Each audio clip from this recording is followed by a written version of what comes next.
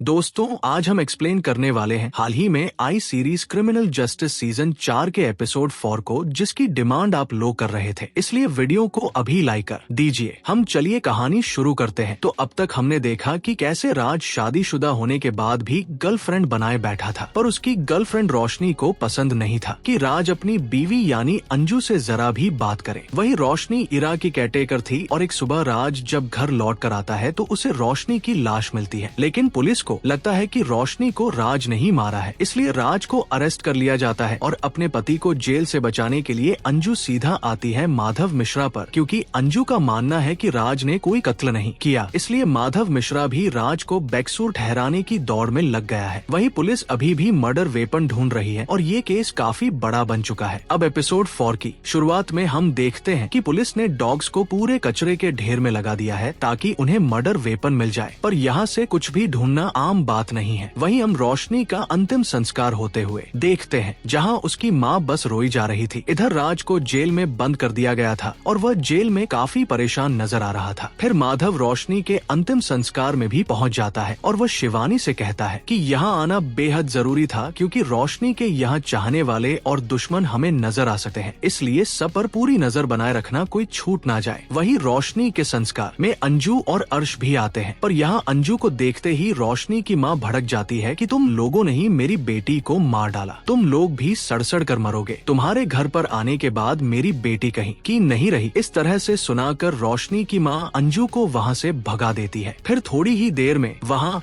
माधव भी रोशनी की माँ से मिलने आता है, पर वह उस पर ज्यादा ध्यान नहीं देती। फिर वही माधव की बीवी रत्ना आकर अपने भाई की तरफ से माफी मांगती है कि उसे ऐसे क्लिप मीडिया में नहीं देनी चाहिए थी और वो आज से ऐसा कुछ भी नहीं करेगा। तब माधव का साला भी गलती की माफी मांगता है और माधव उसे माफ कर देता है। इसके बाद माधव और शिवानी अकेले होते हैं तो शिवानी बताती है कि जो लड़की रोशनी की माँ के साथ है ना, वो रोशनी की बेस्ट फ्रेंड थी। तभी माधव भी वहाँ एक आदमी पर गौर करता है जो काफी ज्यादा दुखी नजर आ रहा था। उसे देख माधव कहता है कि ये जरूर रोशनी का कोई आशिक लग रहा है, इसलिए चलो इसका पीछा करना होगा। जिसके बाद ये लोग उसी आदमी का पीछा करने लगते हैं और पीछे पीछे ये सीधा एक शराब के ठेके पर आ जाते हैं जहाँ वो आदमी पीने गया था। इधर रोशनी की माँ को मीडिया वाले परेशान करने लगते हैं ऊटपटांग सवाल करके, जिसे सही मौके पर आकर वो लॉयर बचा लेती है जो अपने बॉस से रोशनी का केस मांग रही थी। तब यहाँ मीडिया के सामने वो ऐसी बातें बोलती है जिससे मीडिया शांत हो जाती है और रोशनी की माँ को भी अच्छा लगता है। यहाँ माधव के साथ उसकी बीवी रत्ना, शिवानी और उसका साला भी था, जिन्हें देखकर वो आदमी खुद ही पूछ लेता है कि तुम लोग मेरा पीछा क्यों कर रहे हो? मैंने उस समय भी नोटिस कर लिया था। जिस पर माधव कहता है कि मुझे लगता है तुम रोशनी के कुछ हो, अब या तो तुम मुझे खुद ही बता दो वरना मुझे पता करवाना पड़ेगा। तब वो आदमी बताता है कि मेरा नाम है दिग्विजय और मैं रोशनी का मंगेतर था। रोशनी नर्स की जॉब करती थी और मैं भी अपना काम करता था। हम दोनों 3 साल पहले मिले थे। मुझे उसी से शादी करनी थी, इसलिए हमने सगाई कर ली थी। लेकिन बाद में रोशनी की मुलाकात उस राज से हुई और राज ने उसे अपनी बेटी की देखभाल के लिए रख लिया। तब भी मैं खुश था कि रोशनी आराम से अपना काम कर रही है, लेकिन उस राज ने धीरे धीरे उसे अपना बना लिया और रोशनी मुझसे दूर हो गई। यहाँ तक कि सगाई के 1 महीने बाद ही आकर रोशनी ने मुझे सगाई तोड़ने के लिए कहा था और उसने कभी इसका कारण ही नहीं बताया। लेकिन बाद में मुझे सब पता चल गया कि उसने मुझसे सगाई क्यों तोड़ी, क्योंकि उसका राज के साथ चक्कर चल गया था और वह राज मुझसे बहुत ज्यादा अमीर है, इसलिए उसने रोशनी को खसा लिया। तब माधव कहता है कि इसके बाद आप रोशनी से दोबारा कभी नहीं मिले। तब दिग्विजय कहता है कि 6-7 महीने पहले मिला था, पर उस रोशनी को मैं पहचान ही नहीं पाया और हाल ही में अब उसका ये हाल देखा है। ये बताकर दिग्विजय उदासी में वहाँ से चला जाता है और माधव कुछ सोचने लगता है। वहीं हम उस पुलिस वाली गौरी को देखते हैं जो रोशनी के घर की चुपचाप तलाशी लेने गई थी। असल में गौरी चाहती थी कि वो ये केस खुद ही सॉल्व कर ले, क्योंकि उसके सीनियर ने उसके एक्स हस्बैंड को ये केस सॉल्व करने के लिए कहा था। तब गौरी रोशनी का पूरा कमरा छान लेती है और उसे एक जगह हॉस्पिटल का कागज मिलता है, जो नाम पढ़कर गौरी वहीं चली जाती है। इसके बाद हम उसी लॉयर को देखते हैं जो रोशनी का केस लड़ना चाह रही थी। उसके बॉस उसे बुलाकर कहते हैं कि तुम तो पूरे न्यूज चैनल पर छा गई हो, जैसे तुमने रोशनी की माँ को मीडिया मीडिया से बचाया है और अब ये केस तुम हैंडल करोगी और याद रखना, हारोगी तो इसकी बदनामी तुम्हें झेलनी होगी। जिस पर वो लड़की मान जाती है और हमें उसका नाम पता चलता है, लेखा। इधर गौरी उसकी पर्ची पर लिखे हॉस्पिटल में पहुंचकर रोशनी के बारे में डिटेल्स मांगती है। तब उसे पता चलता है कि रोशनी ने 2 महीने पहले अपना अबॉर्शन कराया था। ये सुनकर गौरी सोच में पड़ जाती है। इधर गौरी का एक्स हस्बैंड हर्ष रवि से पूछता है कि यार ये समझ नहीं आया कि पिछली रात पार्टी में भी रोशनी ने सेम कपड़े पहने थे और अगली सुबह जब वो राज के घर में मरी मिली तो उसने सेम ही कपड़े पहने थे। ऐसा कैसे हुआ कि उसने अगले दिन भी कपड़े नहीं बदले और राज के घर में पहुंच गई? जिस पर अभी कहता है कि शायद वो नशे में रही होगी क्योंकि उसके ब्लड में भी थोड़ी बहुत शराब की मात्रा पाई गई है। यहाँ गौरी आकर रोशनी की बेस्ट फ्रेंड से पूछती है कि तुम्हें उसके अबॉर्शन के बारे में पता था क्या? तो वो लेडी मना कर देती है। फिर वह बताते हैं कि जिस डेट पर इसमें अबॉर्शन के बारे में लिखा है उसके आसपास के दिनों की ही बात है। रोशनी मेरा फोन नहीं उठा रही थी, इसलिए मैं उसके घर गई थी तो देखा कि रोशनी फूट फूट कर रो रही है। पर उसके कुछ ही दिनों बाद वो वापस काम पर आ गई और ऐसे बिहेव करने लगी कि जैसे इन दिनों कुछ हुआ ही ना हो, इसलिए हमने भी उस समय ज्यादा ध्यान नहीं दिया। इधर हम पुलिस को कचरे के ढेर में देखते हैं जहाँ डॉग की मदद से उन्हें पॉलिथीन मिलती है जिसमें मर्डर वेपन मिल जाता है। फिर थाने में गौरी को बुलाया जाता है और उसके सर गौरी की तारीफ करते हैं। असल में ये सर्च ऑपरेशन गौरी ने ही चालू करवा रखा था, जिसकी बदौलत इन्हें मर्डर वेपन मिल पाया और अब मर्डर वेपन को फॉरेंसिक के लिए भेज दिया जाता है। वही गौरी की तारीफ हर्ष भी आकर करता है, जो गौरी को काफी अच्छा लगता है। इधर राज की माँ अंजू से कहती है कि मैं आज राज से मिलने जेल जाऊंगी और इरा को भी लेकर जाऊंगी। कब तक हम उससे सच छुपाएंगे? फिर वह अंजू से कहती है कि